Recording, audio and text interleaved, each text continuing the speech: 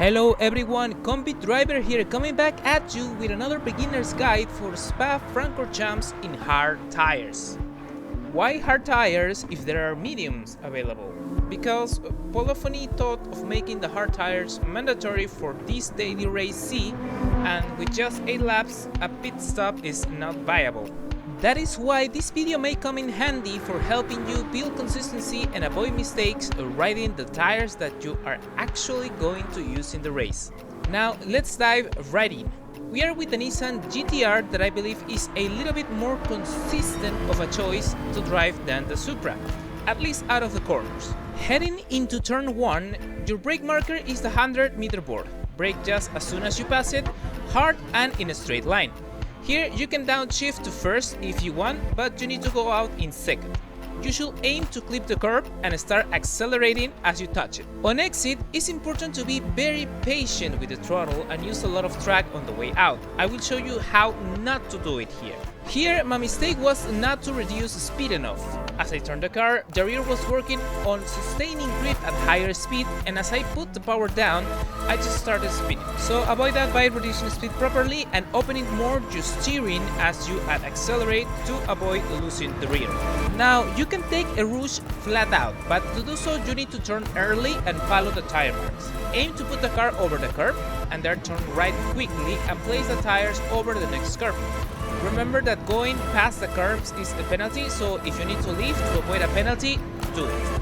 Coming up next, turn 4 to 6 is the first technical section of a Spa.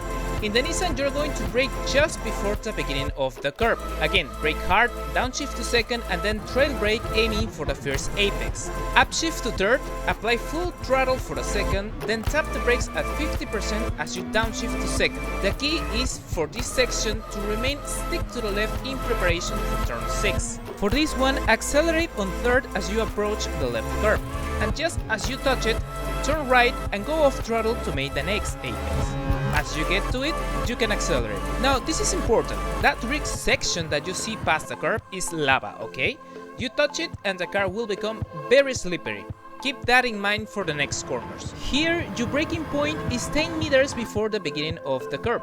Here, you must turn the car slightly right before hitting the brakes to avoid going wide.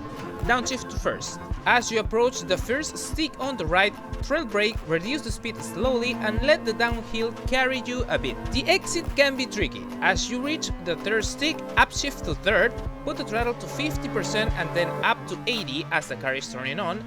Go full just as you had passed the curve on the left, and I'll show you why. Here, as you see, I went wide. I touched the curb and put the throttle down as I was touching. That just made the wheels spin again. So avoid this classic mistake by being patient and staying out of that curve on exit. For this next turn, you need to immediately go to the right, and as you touch the curb, brake at 50% and start turning. The idea is that you accelerate as you touch the apex and avoid the green stuff on the way out. For Buhon, turn 12, pick the 50-meter board as a brake marker and hit the brakes at 80% a few meters after. Don't trail brake much, let the car coast for a bit as you reach the insert curve and then apply the throttle progressively, again avoiding going wide. Leave if you find it necessary. For this next chicane, brake as you reach the shadow of the banner or some 20 meters before the 50 board. Then quickly trail brake into the right curve as you downshift to second. Upshift to third and accelerate progressively. Keep the car in the middle, and before the next sticks on the left, apply a little bit of brakes and aim for the last stick as your apex. That way, you can confidently accelerate on the way out. Once more, careful with the green lava on the way out. Now here, brake at around 30 meters before the curb on the left.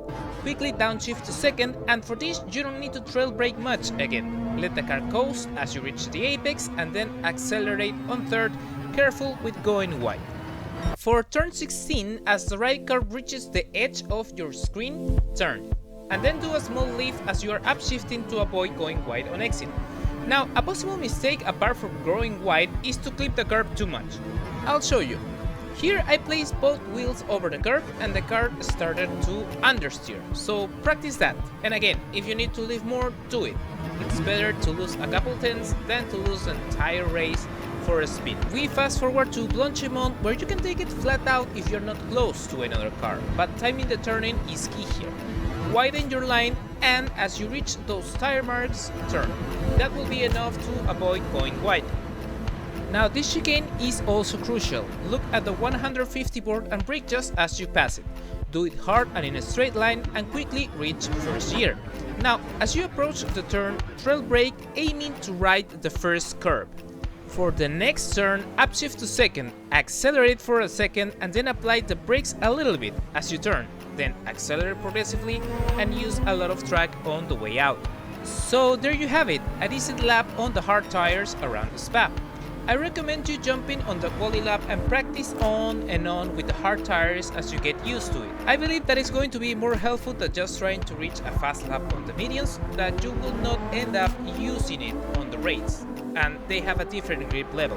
This was it from me. I hope you enjoyed this video and find it useful. If you did it, it will mean the world to me if you drop a like on here and subscribe to the channel, as I will bring you more Gran Turismo 7 content. Remember, keep improving and have fun. I will see you next time.